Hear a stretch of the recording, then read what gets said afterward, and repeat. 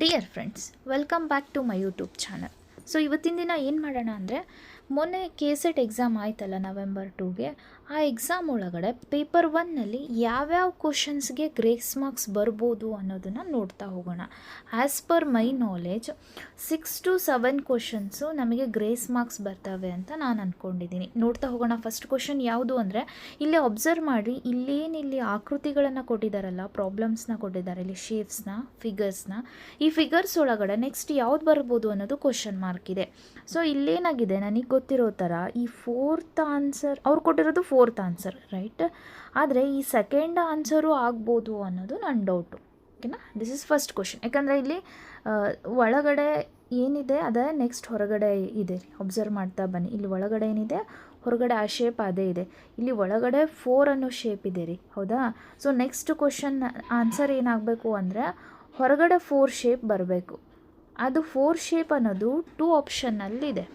So ಆ ರೀಸನಿಂದ ಇದಕ್ಕೆ ಒಂದು 4 or 2 ಅನ್ನೋ ಆನ್ಸರ್ನ ಕೊಡಬೇಕು, ಇಲ್ಲ ಗ್ರೇಸ್ ಮಾರ್ಕ್ಸ್ ಕೊಡಬೇಕು, ಹೌದಾ? ಕನ್ನಡದಲ್ಲಿ ಈ ಕ್ವಶನ್. ನೆಕ್ಸ್ಟ್ ಕ್ವಶನ್ ನೋಡ್ತಾ ಹೋಗಬೇಕು ಅಂದರೆ, which of the following statements are true about CC and BCC ಅಂತಂದು ಹೇಳಿದೆ. ಸೊ ಇಲ್ಲಿ ನೋಡ್ತಾ ಹೋದಾಗ CC ಅಂದರೆ ಕಾರ್ಬನ್ ಕಾಪಿ ಆ್ಯಂಡ್ BCC ಅಂದರೆ ಬ್ಲಿಂಕ್ ಕಾರ್ಬನ್ ಕಾಪಿ ಅಂತಂದು ಹೇಳಿ. ಆ್ಯಕ್ಚುಲಿ ಸ್ಟೇಟ್ಮೆಂಟ್ಸೇ ನನಗೆ ರಾಂಗ್ ಅನಿಸುತ್ತೆ. ಏನಂದರೆ CC recipients can not reply, CC recipients can see the CC and BCC address ಅಂತ ಕೂಡ ಇದೆ. ಸೊ ನನಗೆ ಅನಿಸಿದ ಮಟ್ಟಿಗೆ ಇವೆಲ್ಲ ಸ್ಟೇಟ್ಮೆಂಟ್ಸ್ ಇದ್ದಾವಲ್ಲ, ಅದೇ ರಾಂಗ್ ಇರ್ಬೋದು ಅಂತ ನನ್ನ ಅಭಿಪ್ರಾಯ. ನೆಕ್ಸ್ಟ್ ಕ್ವಶನ್ನ ನೋಡ್ತಾ ಹೋದಾಗ ಇಲ್ಲಿ ನೋಡ್ತಾ ಬನ್ನಿ, 14th question. Which of the following is the best use of ICT improve the students learning ಇದೆ. ಸ್ಟೂಡೆಂಟ್ಸ್ ಲರ್ನಿಂಗ ಇಂಪ್ರೂವ್ ಮಾಡಲಿಕ್ಕೆ ಯಾವ್ಯಾವೆಲ್ಲ ICT ಟೂಲ್ಸು ಯೂಸ್ ಆಗುತ್ತೆ ಅಂತ ಹೇಳಿ. ಅವ್ರು ಆನ್ಸರ್ ಕೊಟ್ಟಿರೋ 3 ರೀ. Using learning apps that helps each students to learn at their own level ಅಂತ ಹೇಳಿದೆ. ಬಟ್ ಏನಂದರೆ, ಇದು ಶೋವಿಂಗನ್ನು ನೋಟ್ಸ್ ಪ್ರೊಜೆಕ್ಟರ್ ಕೂಡ ನಮಗಿವಾಗ ಭಾಳ ಇಂಪಾರ್ಟೆಂಟ್ ಇರೋ ಒಂದು ಲರ್ನಿಂಗ್ ಕಾನ್ಸೆಪ್ಟ್, ಹೌದಾ? ಸೊ ನನಗೆ ಅನಿಸಿದ ಮಟ್ಟಿಗೆ A ಕೂಡ ಆನ್ಸರ್ ಆಗ್ಬೋದು ಅಂತ ಹೇಳಿ. ಸೊ ಅದೇ ಥರ ನೆಕ್ಸ್ಟ್ ಕ್ವಶನ್ನ ನೋಡ್ತಾ ಬಂದಾಗ ಇಲ್ಲಿ benefits of using project based assessment ಇದೆ. ಪ್ರೊಜೆಕ್ಟ್ ಬೇಸ್ಡ್ ಅಸೆಸ್ಮೆಂಟ್ ಅಂತ ಹೇಳಿ ಇವ್ರೇನು ಕೊಟ್ಟಿದ್ದಾರೆ, enhance critical thinking and problem solving. ಇದನ್ನ ಒಂದ್ಸತಿ ಕನ್ನಡದಲ್ಲಿ ನೋಡಿ ಇಲ್ಲಿ ಕ್ವಶನ್ನ. ಯೋಜನಾ ಆಧಾರಿತ ಮೌಲ್ಯಮಾಪನವನ್ನು ಬಳಸುವುದರ ಪ್ರಯೋಜನ ಅಂತಂದು ಹೇಳಿದೆ.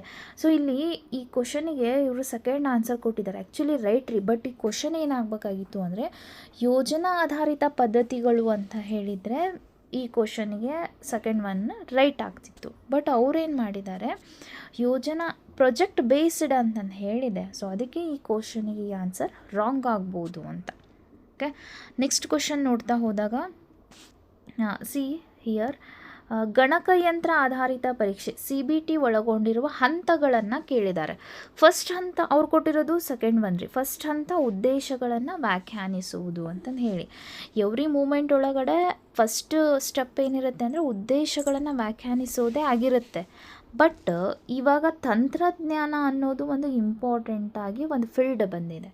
ಈ ತಂತ್ರಜ್ಞಾನನೇ ಫಸ್ಟ್ ಬರ್ಬೋದು ಅನ್ನೋ ಅಸಂಪ್ಷನ್ ಕೂಡ ನಂದಾಗಿದೆ. ಸೊ ಆಪ್ಷನ್ 3 ಆನ್ಸರ್ ಆಗಬಹುದು ಅನ್ನೋದು ಒಂದು. ಓಕೆನಾ? ಸೊ ಅದೇ ಥರ ನೆಕ್ಸ್ಟ್ ಲಾಸ್ಟ್ ಕ್ವಶನ್ನ ನೋಡ್ತಾ ಹೋದಾಗ the 43 question. Which of the following belong to the field of proxemics in communication ಅಂತಂದು ಹೇಳಿದೆ. ಸೊ ಅವ್ರು ಕೊಟ್ಟಿರೋ ಆನ್ಸರು B ರೀ. ಏನೇನಂದರೆ crowding, territoriality, then personal space ಅಂತಂದು ಹೇಳಿ. ಇನ್ನೊಂದು ಸತಿ ಕನ್ನಡದಲ್ಲಿ ನೋಡಿರಿ, ನಿಮಗೆ ಎಕ್ಸಾಕ್ಟ್ ಕ್ಲಿಯರೆನ್ಸ್ ಬರುತ್ತೆ. ಸಂವಹನದಲ್ಲಿ ಕೆಳಗಿನ ಯಾವುದು ಸಾನ್ನಿಧ್ಯ ಶಾಸ್ತ್ರ ಅಂತ, ಪರ್ಸ್ನಲ್ ಅಂತ ಕ್ಷೇತ್ರಕ್ಕೆ ಸಂಬಂಧಪಟ್ಟೈತಿ ಅಂತಂದು ಹೇಳಿ.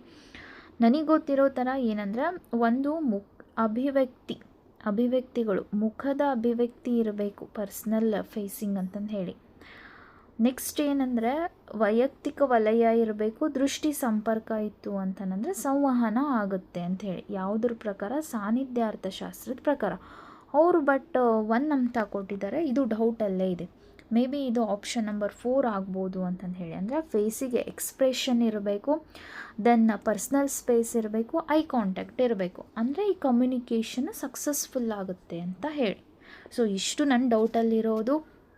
ಓಕೆನಾ? ಚಾನಲ್ನ ಫಸ್ಟ್ ಟೈಮ್ ನೋಡ್ತಾ ಇದ್ದರೆ ಪ್ಲೀಸ್ ಸಬ್ಸ್ಕ್ರೈಬ್ ಮಾಡಿ. Thank you.